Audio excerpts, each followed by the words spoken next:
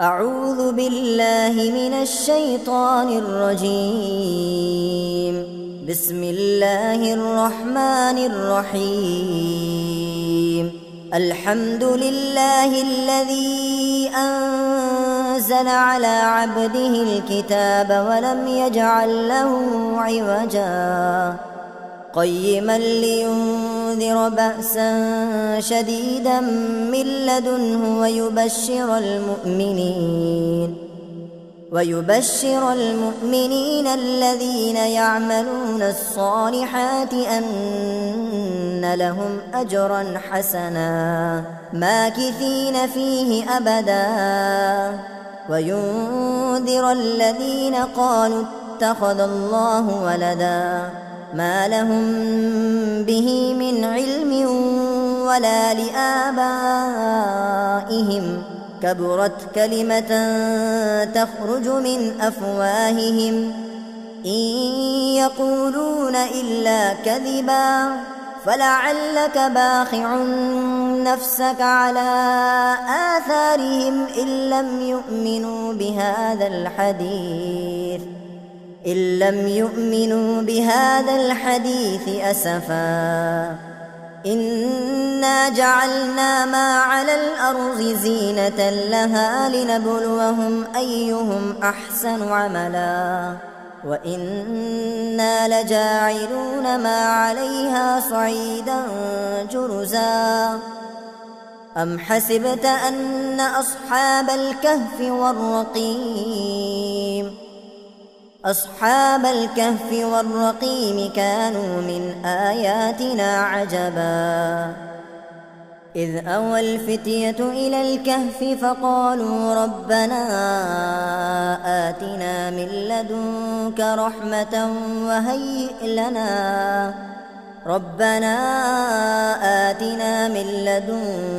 رحمة وهيئ لنا من أمرنا رشدا. فضربنا على آذانهم في الكهف سنين عددا ثم بعثناهم لنعلم أي الحزبين أحصى لما لبثوا أمدا. نحن نقص عليك نبأهم بالحق إنهم فتية آمنوا بربهم وزدناهم هدى وربطنا على قلوبهم إذ قاموا فقالوا ربنا رب السماوات والأرض لن ندعو من دونه إلها لقد قلنا إذا شططا. هؤلاء قوم اتخذوا من دونه آلهة لولا يأتون عليهم بسلطان بين فمن أظلم ممن افترى على الله كذبا. وإذ اعتزلتموهم وما يعبدون إلا الله فأووا إلى الكهف ينشر لكم ربكم من رحمته ويهيئ لكم من أمركم مرفقا. وترى الشمس إذا طلعت تزاور عن كهفهم ذات اليمين وإذا غربت تقرضهم ذات الشمال وهم في فجوة منه ذلك من آيات الله. من يهد الله فهو المهتد ومن يضلل فلن تجد له وليا مرشدا. وتحسبهم أيقاظا وهم رقود ونقلبهم ذات اليمين وذات الشمال وكلبهم باسط ذراعيه بالوصيد لو اطلعت عليهم لوليت منهم فرارا ولملئت منهم رعبا. وكذلك بعثناهم ليتساءلوا بينهم قال قائل منهم كم لبثتم قالوا لبثنا يوما أو بعض يوم قالوا ربكم أعلم بما لبثتم فابعثوا أحدكم بورقكم هذه إلى المدينة فلينظر أيها أزكى طعاما فليأتكم برزق منه وليتلطف ولا يشعرن بكم أحدا إنهم إن يظهروا عليكم يرجموكم أو يعيدوكم في ملتهم ولن تفلحوا إذا أبدا وكذلك أعثرنا عليهم ليعلموا أن وعد الله حق وأن الساعة لا ريب فيها إذ يتنازعون بينهم أمرهم فقالوا ابنوا عليهم بنيانا ربهم أعلم بهم قال الذين غلبوا على أمرهم لنتخذن عليهم مسجدا سيقولون 3 رابعهم كلبهم ويقولون 5 سادسهم كلبهم رجما بالغيب ويقولون 7 وثامنهم كلبهم قل ربي أعلم بعدتهم ما يعلمهم إلا قليل فلا تمار فيهم إلا مراء ظاهرا ولا تستفت فيهم منهم أحدا ولا تقولن لشيء إني فاعل ذلك غدا إلا أن يشاء الله واذكر ربك إذا نسيت وقل عسى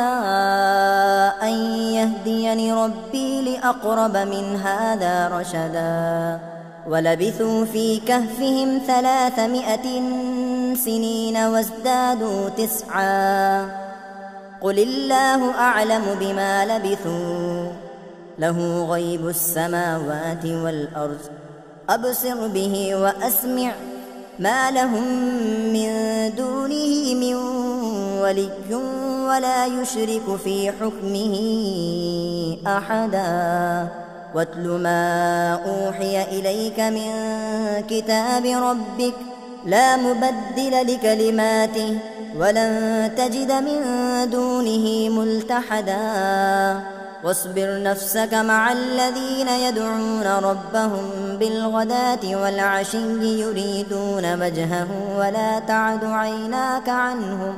تريد زينة الحياة الدنيا ولا تطع من أغفلنا قلبه عن ذكرنا واتبع هواه وكان أمره فرطا وقل الحق من ربكم فمن شاء فليؤمن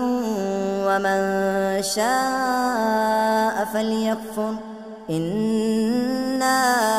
أعتدنا للظالمين نارا أحاط بهم سرادقها وإن يستغيثوا يغاثوا بماء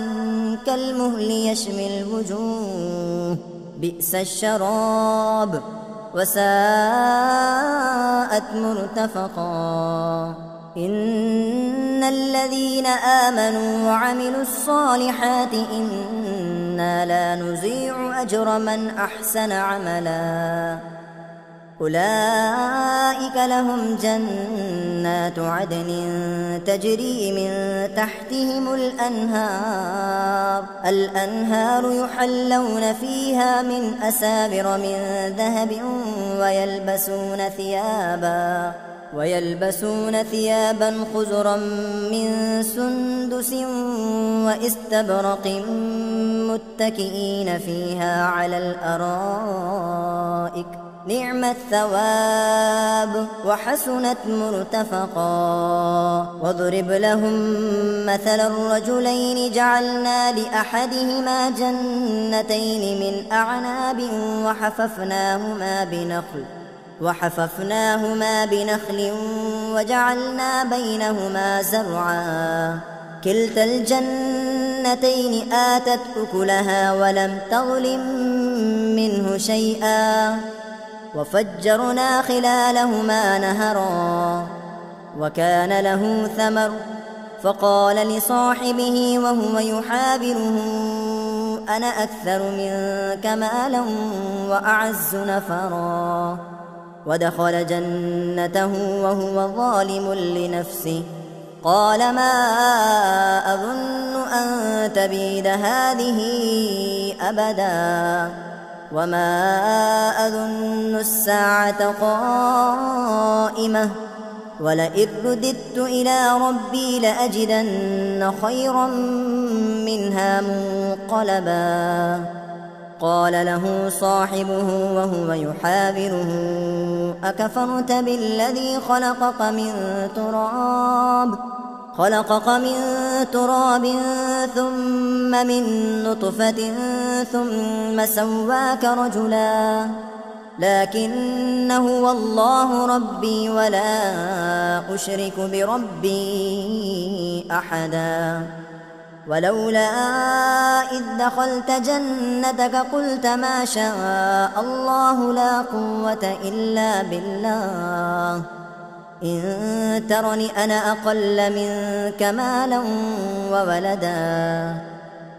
فعسى ربي أن يؤتيني خيرا من جنتك ويرسل عليها حسبانا من السماء فتصبح صعيدا زلقا أو يصبح ماؤها غورا فلن تستطيع له طلبا وأحيط بثمره فأصبح يقلب كفيه على ما أنفق فيها وهي خاوية على عروشها ويقول يا ليتني لم أشرك بربي أحدا ولم تكن له فئة ينصرونه من دون الله وما كان منتصرا هنالك الولاية لله الحق هو خير ثوابا وخير عقبا وضرب لهم مثل الحياة الدنيا كماء أنزلناه من السماء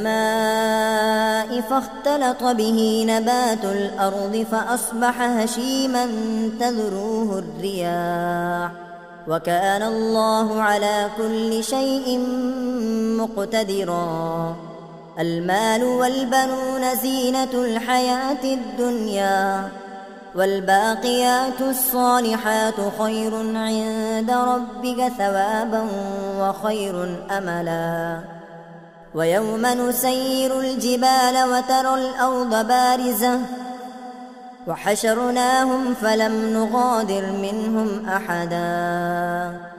وعرضوا على ربك صفا لقد جئتمونا كما خلقناكم أول مرة بل زعمتم أن لن نجعل لكم موعدا ووزع الكتاب فترى المجرمين مشفقين مما فيه ويقولون يا ويلتنا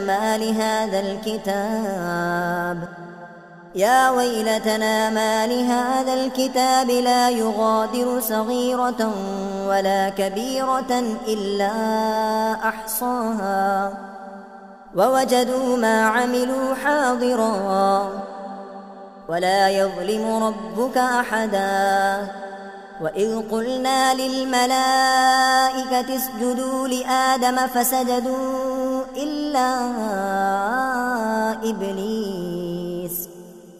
كان من الجن ففسق عن أمر ربه أفتتخذونه وذريته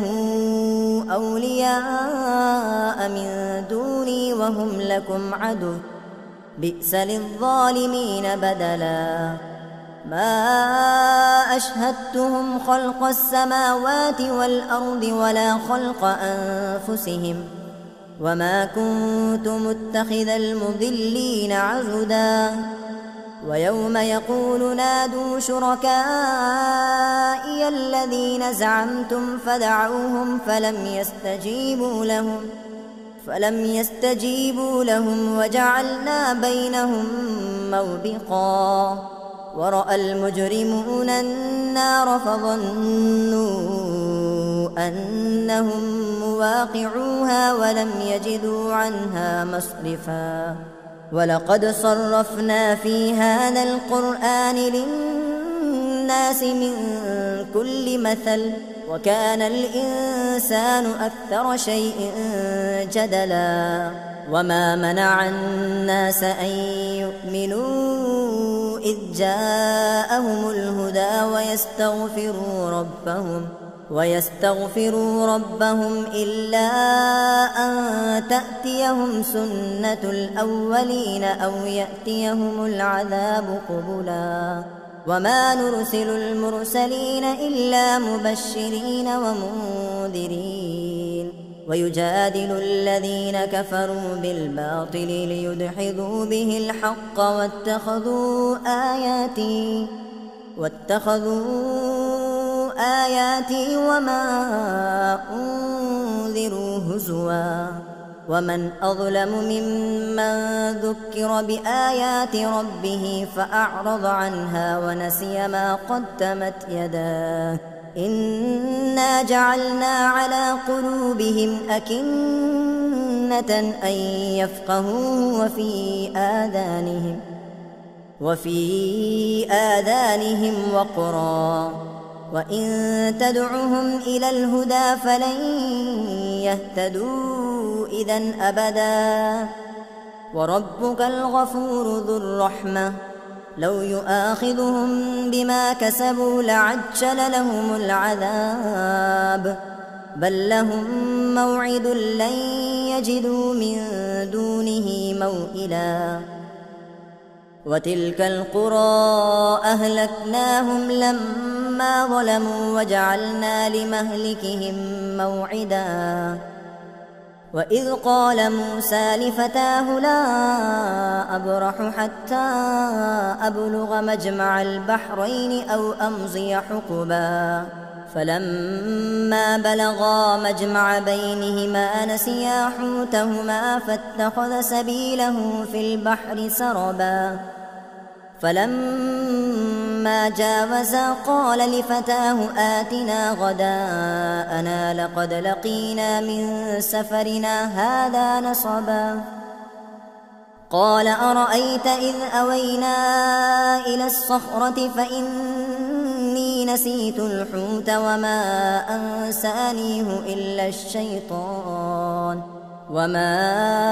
أنسانيه إلا الشيطان أن أذكره واتخذ سبيله في البحر عجبا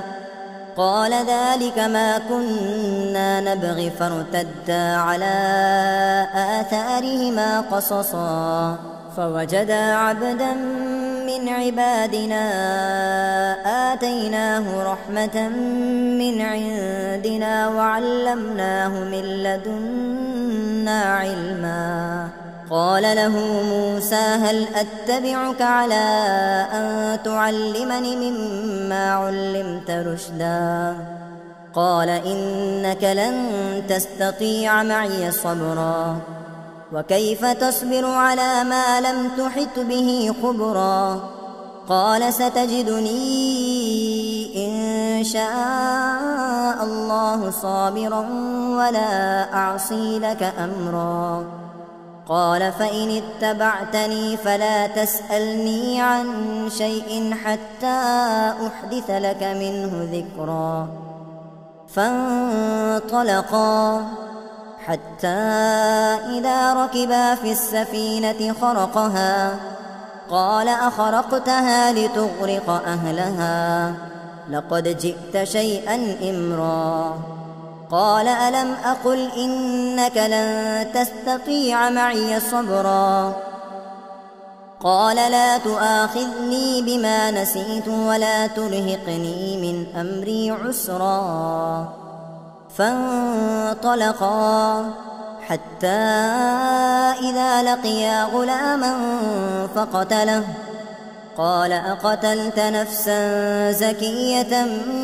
بغير نفس لقد جئت شيئا نكرا. قال ألم أقل لك إنك لن تستطيع معي صبرا. قال إن سألتك عن شيء بعدها فلا تصاحبني قد بلغت من لدني عذرا. فانطلقا حتى إذا أتيا أهل قرية استطعما أهلها فأبوا أن يضيفوهما فوجدا فيها جدارا يريد أن ينقض فأقامه. قال لو شئت لاتخذت عليه أجرا. قال هذا فراق بيني وبينك سأنبئك بتأويل ما لم تستطع عليه صبرا. أما السفينة فكانت لمساكين يعملون في البحر فأردت أن أعيبها وكان وراءهم ملك يأخذ كل سفينة غصبا. وأما الغلام فكان أبواه مؤمنين فخشينا أن يرهقهما طغيانا وكفرا فأردنا أن يبدلهما ربهما خيرا منه زكاة وأقرب رحما. وأما الجدار فكان لغلامين يتيمين في المدينة وكان تحته كنز لهما وكان أبوهما صالحا. فأراد ربك أن يبلغا أشدهما ويستخرجا كنزهما رحمة من ربك وما فعلته عن أمري ذلك تأويل ما لم تستطع عليه صبرا. ويسألونك عن ذي القرنين قل سأتلو عليكم منه ذكرا. إنا مكنا له في الأرض وآتيناه من كل شيء سببا. فأتبع سببا حتى إذا بلغ مغرب الشمس وجدها تغرب في عين حمئة ووجد عندها قوما. قلنا يا ذا القرنين إما أن تعذب وإما أن تتخذ فيهم حسنا. قال أما من ظلم فسوف نعذبه ثم يرد إلى ربه فيعذبه عذابا نكرا. وأما من آمن وعمل صالحا فله جزاء الحسنى وسنقول له من أمرنا يسرا. ثم أتبع سببا حتى إذا بلغ مطلع الشمس وجدها تطلع على قوم لم نجعل لهم من دونها سترا كذلك وقد أحطنا بما لديه خبرا. ثم أتبع سببا حتى إذا بلغ بين السدين وجد من دونهما قوما لا يكادون يفقهون قولا. قالوا يا ذا القرنين إن يأجوج ومأجوج مفسدون في الأرض فهل نجعل لك خرجا على أن تجعل بيننا وبينهم سدا. قال ما مكني فيه ربي خير فأعينوني بقوة أجعل بينكم وبينهم ردما. آتوني زبر الحديد حتى إذا ساوى بين الصدفين قال انفخوا حتى إذا جعله نارا قال آتوني أفرغ عليه قطرا فما استطاعوا أن يظهروه وما استطاعوا له نقبا قال هذا رحمة من ربي فإذا جاء وعد ربي جعله دكا وكان وعد ربي حقا وتركنا بعضهم يومئذ يموج في بعض ونفخ في الصور فجمعناهم جمعا وعرضنا جهنم يومئذ للكافرين عرضا الذين كانت أعينهم في غطاء عن ذكري وكانوا لا يستطيعون سمعا أفحسب الذين كفروا أن يتخذوا عبادي من دوني أولياء إنا أعتدنا جهنم للكافرين نزلا قل هل ننبئكم بالأخسرين أعمالا الذين ضل سعيهم في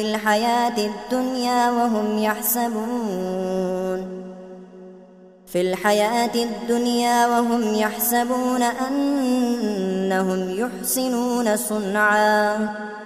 أولئك الذين كفروا بآيات ربهم ولقائه فحبطت أعمالهم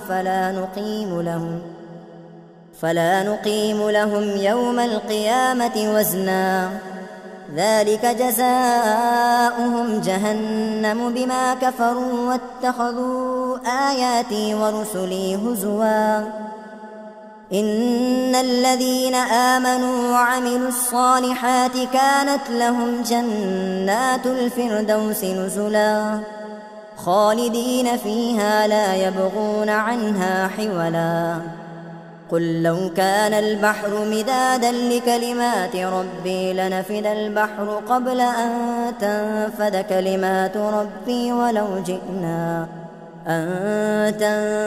كلمات ربي ولو جئنا بمثله مددا قل إنما أنا بشر مثلكم يوحى إلي أنما إلهكم إله واحد فمن كان يرجو لقاء ربه فليعمل